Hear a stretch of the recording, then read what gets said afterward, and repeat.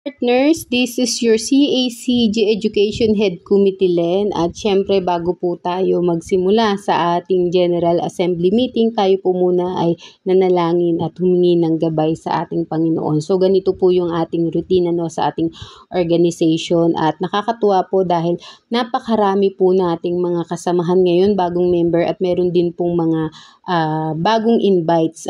So hindi pa po sila member pero kahit po na-invite lang kayo, welcome po kayo dito po sa aming organization para po makita ninyo kung ano po yung meron doon sa organization natin, kung paano po kumikilos at kung ano din po yung naiaambag at patuloy nating maiaambag sa community.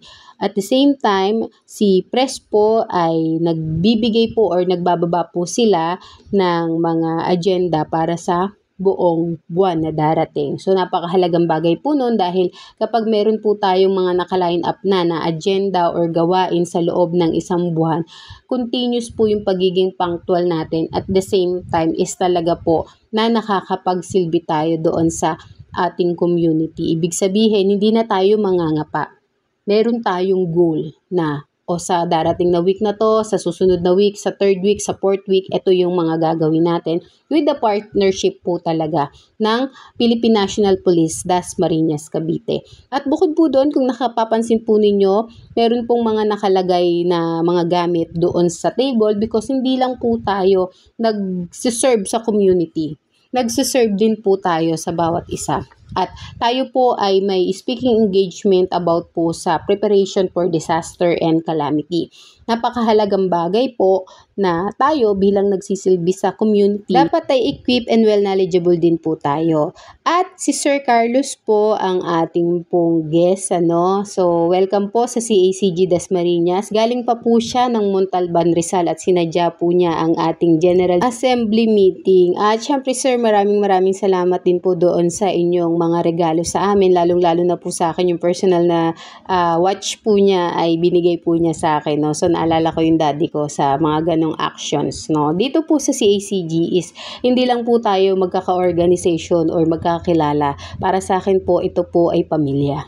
Para sa akin po, kayo po ay aking mga kuya, ate, at mga tito, nanay, tatay. At dito po nakakatuwa dahil isa-isa nga pong nagpapakilala yung ating mga bagong kasamahan at yung ating mga bagong member po na napakahalagang bagay po na nagpapakilala tayo sa isa't isa because doon po natin nakukuha yung profiling. Ibig sabihin, ano yung meron ka, ano yung kakayanan mo. So pagsasama-samahin po natin yun para maging synergistic po yung galaw ng organization. Meron po sa atin na magaling sa electrical wiring, meron pong magaling sa negosasyon, meron pong magaling sa graphics, meron pong magaling sa AI, may magaling sa business, at meron po tayong kanya-kanyang galing. So, tinitignan po namin yon. Ako, inoobserbahan ko yon. Tinitignan namin kung sino ang makakatulong sa bawat isa sa atin. At kapag po yun na pagsama-sama natin yung ating strength and weaknesses, yun po ay madali nating makikita ano yung pwede nating iambag sa ating pamilya,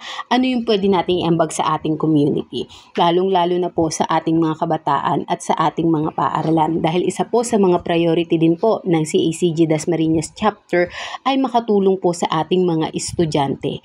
Lalong-lalo na po maging alalay po tayo ng Department of Education at Philippine National Police para sa peace and order.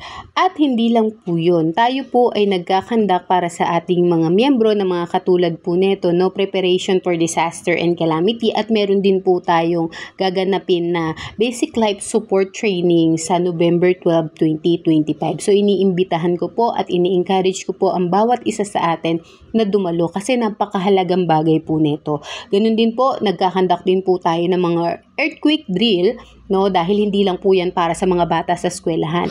Kailangan po mapabata, mapa-middle age, mapa-senior citizen, alam po ang gagawin pagdating po doon sa calamity. Dahil hindi po tayo makakapagbigay ng mga bagay na hindi natin alam at wala tayo. Ibig sabihin, kung tayo ay nagsisilbi sa community, dapat alam natin kung paano natin po protektahan ang ating sarili, ang ating pamilya. Susunod na lang po yung community. Dito po sa atin sa organization, pinapriority pa rin po namin nila President at Vice President na kailangan family first. Mahirap naman po na tulong tayo ng tulong sa ibang tao pero hindi tayo makatulong sa sarili nating pamilya or mismong sa sarili natin. So dito po, nagtuturo po ako ng preparation ng go bag at dun po syempre sa calamity and disaster. Napakahalagang bagay po na kahit yung mga simpleng go bag lang, meron tayo. Hindi tayo aasa sa gobyerno na bibigyan tayo ng pagkain o kaya naman ay bibigyan tayo ng mga tent. After that, syempre hindi po mawawala ang kainan because kain is life din po sa CACG. Dito po, kahit anong pagkain, potluck, pagsasalu-saluhan po natin, no? Ipagpapasalamat natin yan sa Panginoon. At nagiging part na din po yan ng ating mga banding. So, from time to time, minsan kasama ko sila Ma'am Jen, sila Press JP, minsan naman doon ako sa ibang area, no? Iniikot ko din para at least makilala ko sino yung mga kasamahan naming bago, lalo yung mga taga Paliparan and Langkaan. Shout out po sa inyong lahat, no? At syempre, alam ko pong nabusog kayo. Actually, sa sobrang mabilis na ako mabusog, sumakit na nga yung tiyan ko dyan. Pero alam nyo po ang nakakatuwa, yung makita po namin kayo na nakangiti, yung parang ayaw na po natin maghiwa-hiwalay, no? At very excited tayong lahat doon sa part na kailan ba ulit tayo magkikita-kita para makapag-serve sa community. Ano ba yung schedule na mapupuntahan namin kayo sa Langkaan or mapupuntahan namin kayo sa Paliparan, because from time to time madalas sa Dasmariñas po, no? And we are very much hoping na sa susunod po, dyan naman tayo sa mga places po ninyo. Wala pong malapit or malayo.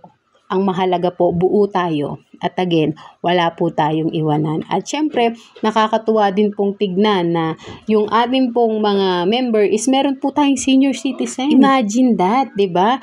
Nandun tayo sa lahat ng edad. Walang pinipiling edad kapag gusto mo talaga magsilbi sa Panginoon at sa community. At may Let's Bolt In kami. Yan po yung regalo ni Sir Carlos. At syempre, shout out kay Kuya Jimmy Sarael dahil siya po ang karamihan na nag-take ng videos and pictures ngayon. So, siya po ay isang official vlogger po ng CACG Dasmariñas. At syempre po, para po sa Paro-Paro Festival, congratulations Kuya Jim. We are so proud of you. So, pitikan mo kami sa susunod nating mga activity at sana po ay naka-attend din po kayo, no? At syempre, ayan po yung ating mga drills and yung mga lectures. At nakakatuwa po dahil hindi lang po yung middle age at yung mga senior citizen ang kasama natin. Meron po tayong mga kasamang kabataan na nagiging inspirasyon po tayo para sa kanila na balang araw, maaari din nilang sundan yung ating yapak para hindi po sila mapariwara sa kanilang mga buhay. Kaya po, ito po yung ating simpleng salo-salo, yung simpleng meeting po natin na nagiging bonding para sa ating CACG family. God bless everyone!